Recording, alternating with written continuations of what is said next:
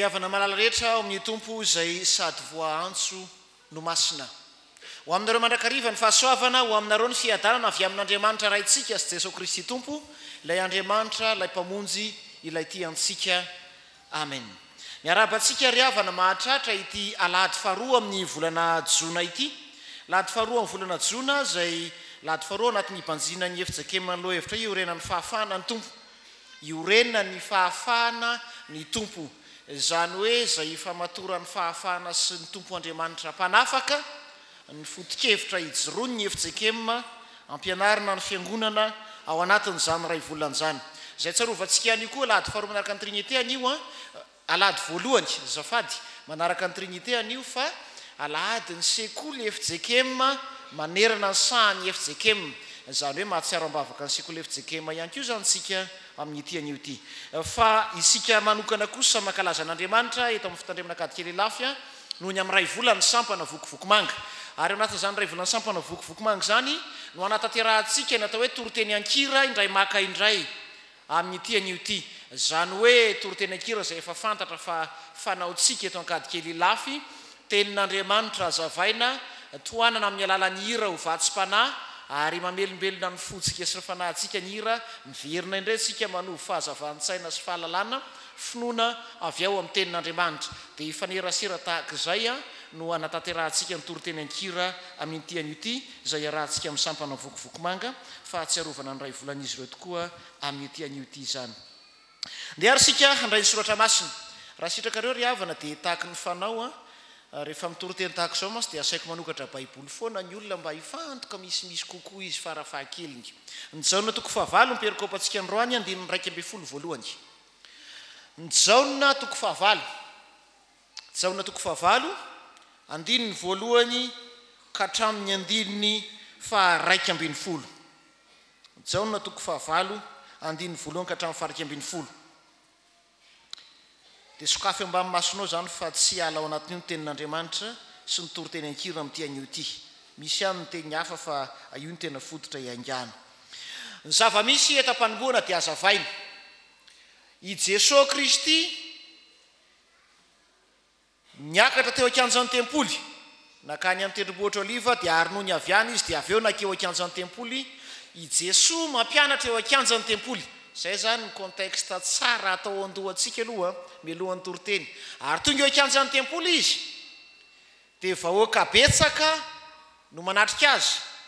Misy fariseo manatrika azy eo, misy jiosy manatrika azy eo, misy vehivavy azo mijangajanga nataony teo ampovoany manatrika azy eo, ary Jesosy eo andaniny.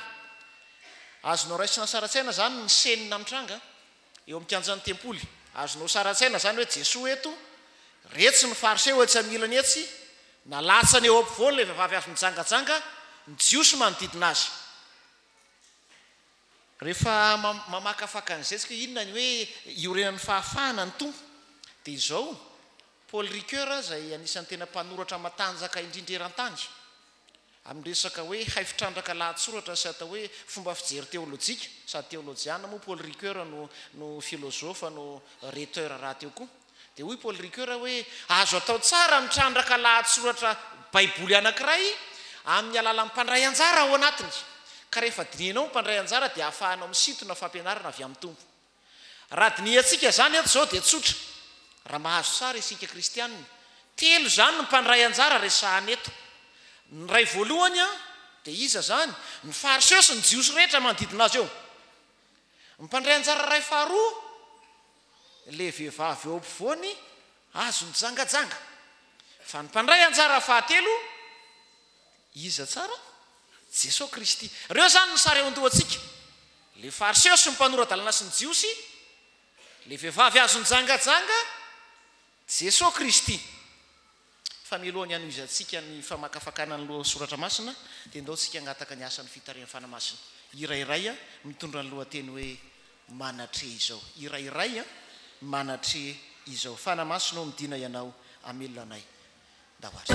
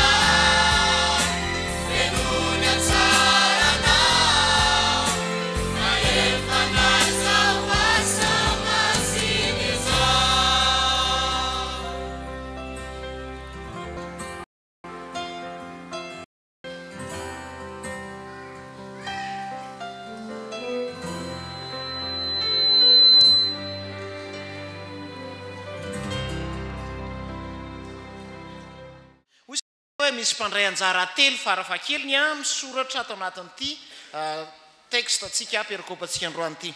Ny fariseo ny voalohany lay vehivavy azo nijangajanga, ny faharoa izy moa ny fahatelo izy teo Jesosy Kristy. Ndao raha isika le roa voalohany. Ahoana ny fomba fijery ny soratra masina sy fijery biblika lay mpandray anjara roa voalohany. Ny fariseo ny voalohany le vehivavy azo nijangajanga, ny faharoa. Rehefa mandinika an'io sika riavana dia zao. Rehefa miteny sika hoe fariseo mpanora-dalàna dia mazava tsara ny fahaizan'izany lalàna.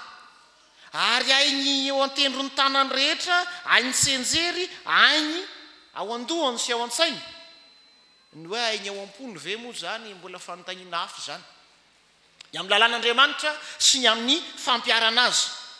Ary tsy misy maharatsy an'izany akory ary ny tena manavanana ny fariseo sy ny mpanora-dalàna dia ny fampiarana ny lalàna.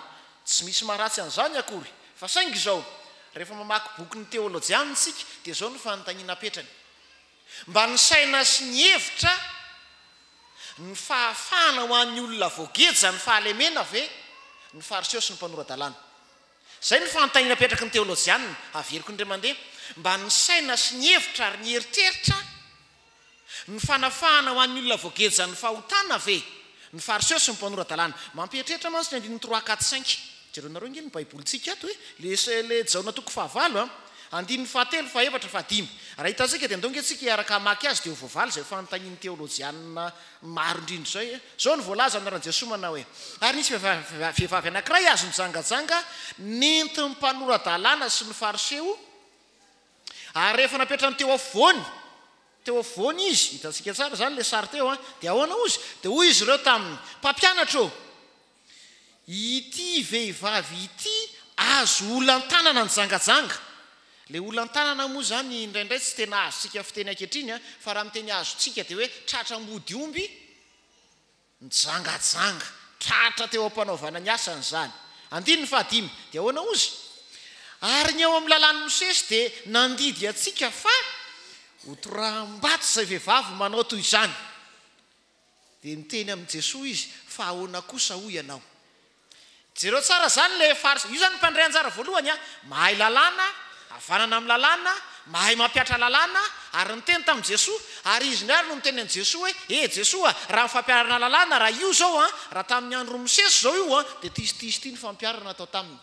Fa ny fanontaniana mipetraka ho zany dia zay ozy ny teolojiana. Move raha misy olona manam-pahalemena ka gedizay ny Satana ary fatorany tevoly mba manana fisainana hamahany iny ve amin'ny lalàna na hanafaka azy amin'ny alalan'ny tompo ny mpahay lalàna ny fariseo sy ny jiosy. Ary zany ry havana no pratika ny vokovoko manga tsotra sady fohy mazava. Tena haitsika vokovoko manga tokoa le resaka hoe ratsy ny toka, ratsy ny zao, tsy mety ny rongony zao. Malaza indray zao ny rorô. Tsy mety ny rorô fa ny ampiatra lalàna ve ny mahamay antsika sa mba heritreritra koa isika tahaka le fanontanian'ny teolojiana hoe afaka mitondra an'ireo olon'ireo ve ho amin'ny fanafahany isika. Fa zay mantsy nandrana antsika fa mety ilaina ihany ny fampiarana lalàna amin'ny fotoana mahamety azy ilainy zany fa misy fotoana tsy maintsy eritreretana fanafahana ho an'ireny olona ireny. Raha izay. Fa ny faharoa, izy moa mpandray anjara faharoa ry havana raha arakatsika tsara ny toroteny. Le vehivavy azo nijangajanga tratra olan-tanana teo am-panaovana ny asany. Eo am-panaovana ny asany tratra nijangajanga. Io mpandray anjara faharoa. Ny tena mampieritreritra amin'io mpandray anjara faharoa io indray ry havana dia zao. Tsy niteny mihitsy io vehivavy io. Ary na jerentsika ary ny filazantsara sinoptika. Tsy tena ato tsy amin'ny sinoptika moa satria tsy somatika fa joanika io fa tsy sinoptika. Zany hoe tsy hitantsika zany io ary amin'ny filazantsara telo. Fa misy tandindona kely ihany io any am-pahany sasany. Fa ny zavatra hita dia zao.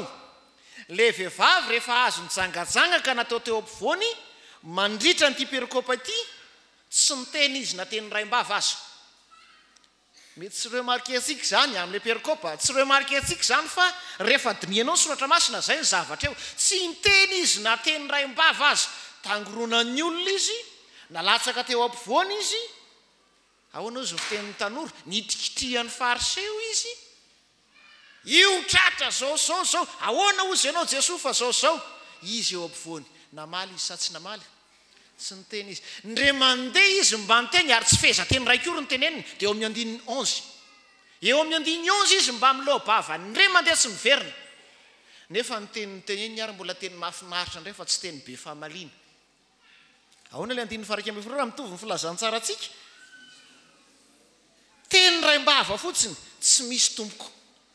Zay ozy Jesosy, aizy reny olona reny raha vehivavy ndre mandeha izy ny teny fotsiny. Ahoana ozy?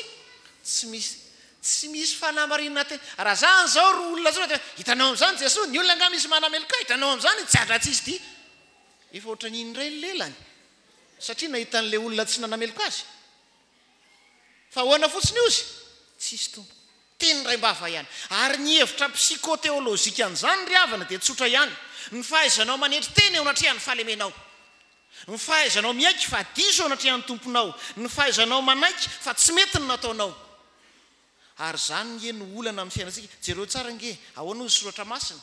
Ozy soratra masina amintsika hoe raha miaiky ny fahotantsika marina tokoa sika dia matoky sy marina izy ka mamera ny helontsika rehetra ary mamindra fo amintsika. Io fanetrehatena io sy ny fanekena diso anatrehan'ny tompo ary fangatahana amin'ny tompo hoe eny ary tompo fa ty zasy ny fahalemeko. Zay no antoko ny famonjena sy ny fanafahana ao antsika. Fa rehefa mbola tsy manaiky an'izay tsika tsy omeny tompo fanafahana mihitsy. Eto zao jereo andray mpandray anjara fahatelo tsika ry veo orina nira farana. Inona ny fanafahana nomeny tompo azy? Horesahantsika izay. Fa eto zao le mpandray anjara hoe nahay nanetry tena. Ary izany le voalaza sotra masina hoe ianareo izay miasa fatratra sy mavesatra entana dia ahoana ozy? Makanesa ty amiko. Aza be loso manitrikitrika fa maneke diso rehefa natrehan'ny tompo dia ento eo aminy ny fanahinao rehetra fa izy ny anao petera voalohany toko 5:7. Ndao hiala amin'le fomba fijeryn'ny Paul Ricoeur tsika fa andengy ny fiainantsika andavanandro nge dia zany ry havany. Eto zao vehivavy azo mijangajanga fa androany mantsy zao contexte na inona moa le resantsika vokovoko manga. Ndraindray ange dia misy olona efa hitanao zao hoe dia efa ratsy io toky io tsy mety io sigaro io mbola izy indray be fahamalina lava lela tsy hitana ho atao ahoana tsy io tsy maninona io tsy maninona nge misotro fa zanga mamo hoe mba dôzy kely fotsiny izy indray ny lava tsy mboatra le vehivavy azo mijangajanga azo olatana. Rehefa tratra aloha dia mamangina mahafinaritra misy le iran'ny Laurent Kotomamony zay ahoana mozy misy mahita rehefa tratra ny tena dia mba maninona moa dia mba mangina aloha dia manetrehatena ao tana maherin'ny tompo fa tsy hoe anamarina ny tenanao foana amin'ny fisotroana sy ny fidorohana tsy hoe hiezaka foana hanitrikiriky hoe tsy diso amin'ity fahalemena ataoko ty tsy ry havana. Tenin'Andriamanitra raha miainga amin'io tsika dia mahita tsara hoe mahaiza manetry tena, mahaiza manaiky ny tompo fa mila vonjy ianao, mahaiza miaiky ny fahotanao fa tsy mety ny fahalemenao eo anatrehan'ny tompo. Dia ny hira manaraka izay hoentin'izy ireo atsika vokovoko manga raiso ny tanako hitsoka ny masoko manam-pahalemena mila famonjena. Hira anankiroa avy hatrany.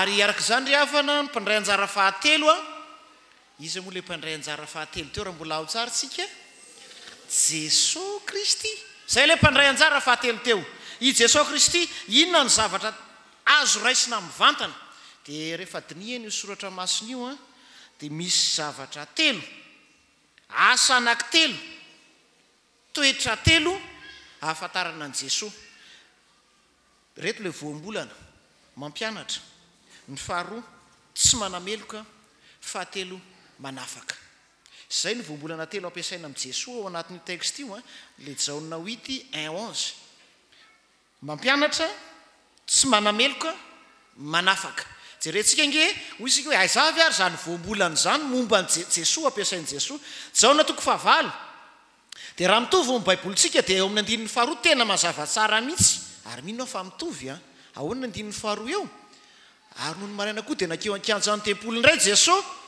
ary ny vahoaka rehetra nanatona azy dia inona ny toyny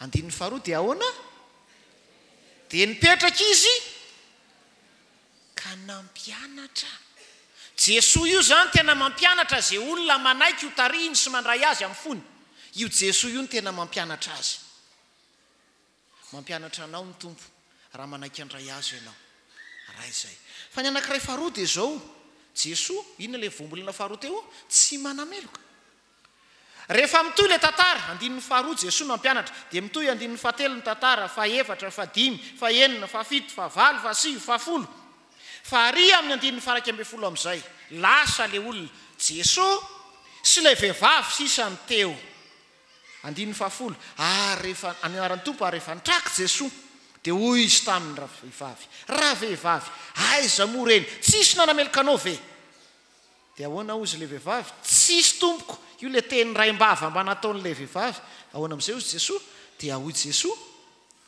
za koa tsy maname zany ty Jesosy ty mampianatra ny ray a tsy manameloka ny anankiray ianao zany aza mieritreritra mihitsy hoe ty Jesosy ty no anameloka anao ao anatin'ny fahalemenao tsy dia tsy ny valiny ry havana ny anafaka anao no ataony fa tsy anameloka anao ary zany azake raha ataontsika lalina be ngeny teo lava be moa zany raha mbola azavainy fa zay nge nidikan'le hoe manana mpisolo vava ao amin'ray isika dia Jesosy e ny atao hoe mpisolo vavane dia marina fa amin'ny lafindray ny parakle tao dia mpanolo-tsaina mpampahery fa ny amin'ny heviny anankiray io dia ny hoe misy olo vava eo anatrehan'Andriamanitra ka raha misy ny manameloka anao noho ny amin'ny lalàna sy ny amin'izay fahalemenao sy ny fahotanao sy ny mamatotra anao dia misy kosa en contrepartie zay tsy manameloka anao ka miezaka amin'ny mamana hoe tsy zany io olona io fa zao io ary io novidiko tamin'ny rako io novidiko tamin'ny tenako olona voavidiko io tsy azonao melohany io aitsika tsy enjery nge le teny ao amin'ny soratra masina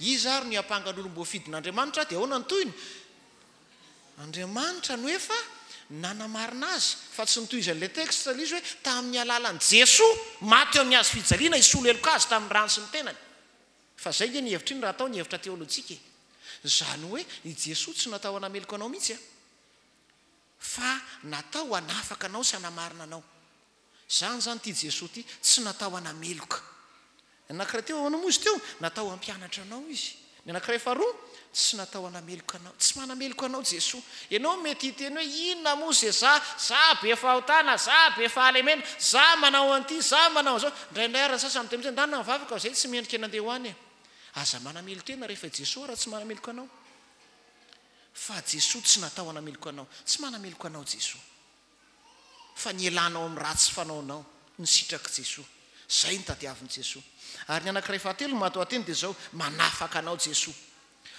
ahoana ny toy le andininy faraika ambin'ny folo zao no eo dia hoy Jesosy taminy izaho koa tsy manameloka anao dia ahoana ny toyny eo baibolitsika mandehana ary amin'izao sisa izao dia aza manota intsony zay ny teny malagasy a fa rehefa jerentsika ny teny grika ka miainga amin'ny version na baiboly anglisitsika dia zao nakaikikaiky ny dika teny fototra eo hoe mandehana ary tsy hanota intsony ianao amin'izao sisa izao zay no akaikikaiky ny teny antikan'ny baiboly anglisy azy ary tsy hanota intsony ianao amin'izao sisa izao zany hoe ny hery sy ny fahefan'i Jesosy manafaka azy ka raha miteny izy hoe ohatrany hoe mitsangana be tao ny fandrinao ohatra miteny izy hoe mandehana ny finoanao na avonjyanao mandehana de misy toy de mahiratra amin'ny masonao de marina tokoa reny ary de tena sitrana sy afaka reny olo reny fa etonay zany Jesosy de miteny hoe mandehana ary tsy aninona tsy anota intsony ianao zany hoe tsy anao an'io fijangajangahany intsony ianao ary tsy andeha amin'ny lalan-drasinao intsony ianao fanafahany Jesosy amin'ny alalany heriny sy ny teniny ary ny fahefany ho an'ny olona izay voafatotra sy voageja ao anatin'ny fahalemena sy ny fahotana ary zay mantsy le raha ivolana hoe iorenan'ny fahafahana ny tompo no manafaka atsika ary zany io matoa-tena anankitelo ry havany raha mitodika amin'ny vokovoko manga isika ankehitriny eto moa le vehivavy azo mijangajanga ny votoatin'ny soratra masina fa androany mantsy vokovoko manga le resaka de ndongy ataontsika hoe tsy fijangajangana zany le resaka fa atao hoe famatoran'ny satana sy devoly amin'ny asaka zava-madomelona roro toka rongony paraky sy ny sisa raha ataontsika hoe zay zany zao le sary ohatra zay le famatorana sy fangejana sy fahalemeny fa tsy de fijangajangana loatra fa zay moa ny texte eto de zao i Jesosy iange zany no afaka manafaka anao ho anao ange zany zao le teny anankitelo inona avy moa le teny nahafantarana an' Jesosy teo mampianatra anao Jesosy amin'izany lalana tsy mety ataonao zany faharoa tsy manameloko anao amin'izany Jesosy fa atao zay ialanao amin'io lalana tsy metinao io ary ny fahatelo de ny hoe manafaka anao amin'ireny Jesosy raha manaiky an'ray azy marina ianao ny asan'ny vokovoko manga zany de zao raha Jesosy aza tsy manameloko tsy zay mahamaiky amin'ny vokovoko manga fa ny ahatonga an'ireny olona reny handray an' Jesosy ka ho marina amin'ireny olona reny lay matoa-teny anankitelo zay zany tanjon'ny vokovoko manga ary tokony misaina zany zay ao anatin'ny vokovoko manga marina fa misy asa hafa andrasana amintsika fa zay tena lehibe amin'izany de zay hoe ahoana ny ikisahany reny olona reny ao amin'i Jesosy ka rehefa mandray an' Jesosy izy Jesosy no mampianatra azy Jesosy efa tsy manameloko azy fa Jesosy koa no manafaka azy tanjona lehibe amin'ny vokovoko manga zany amarana azy sika alohan'ny amarana azy de iratelo valipity sy tamy manimby io toky io dawary iratelo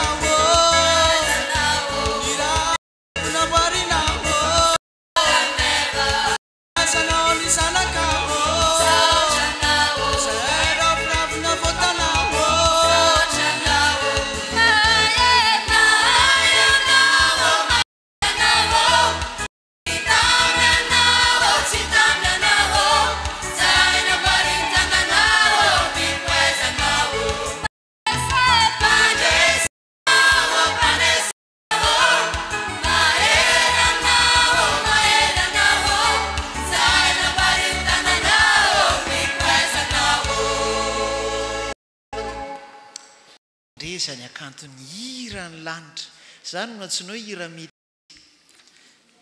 fifoazana vokovoko manga nahain'razatra metisy le hira vokovoko manga sady fifoazana hira telo teo zay nitarinantsika ny valipity le anankiray teo milaza hoe Jesoa maty eo amin'ny hazo fijaliana mividy antsika tamin'ny rano sy ny tenany araka le toroteny teo le hira ray teo hoe manimba ny toka zay tena milaza hoe resy lahatra fa lao ikisaka hiala amin'io ary le farany teo le hoe tsy tamy dia milaza hoe mahery ianao zahay tsara namboarinao tsopite anay teny paritra mantsy izy iny teny be tsy misaraka izy iny fa zay ny hevitra iny hoe tsy sombanay ny tempolinao mamarina ny toroteny zany tsika dia zao ny afatra eto am-pamaranana mpandray anjara telo ny resantsika teo fariseo vehivavy azo nijangajanga Jesoa teny ray mbavany amin'ny fariseo dia zao manao hoe tsara le mahay lalàna sy le mahafia lalàna fa ivero ihany ny fanafahana ho an'ny hafa fa tsy ny voamaika matorana azy tena manandrifo mivokovoko manga izay afatra izay ary ny anankiray faharoa dia ny hoe le vehivavy azo nijangajanga izay ataontsika hoe manam-pahalemeny aoka tsy hamaly tsony ary aoka tsy ho be famaliana ny tompo fa sady feno fanajana eny tompoko zay le hoe fanetretena ekeo anatrehan'ny tompo izay tsy fahatanterahanao raha famatorany zava-mahadomelona koa no mahazo anao ny fanekenao ny tsy fahatanterahanao ny tadiavin'ny tompo eo anatrehan'Andriamanitra dia amahanao izy ary ny fahatelo Jesosy Kristy dia le hoe sady mampianatra anao izy no tsy manameloka anao izy no manafaka anao izy raha manakikisaka ianao hiala amin'ny fahazaran-dratsinao ao amin'i Jesoa dia izay no ataon'i Jesoa anao la hira telo farany teo nanambaran'izany dia samio ten'Andriamanitra ho an'Andriamanitra ny voninahitra ho amintsika amin'ny fanamasina hitaridalina sy hampaherantsika ho mpanompo mahatoky mianoka sy miaina ny fanafahana omeny tompo antsika tokoa ny isika amen.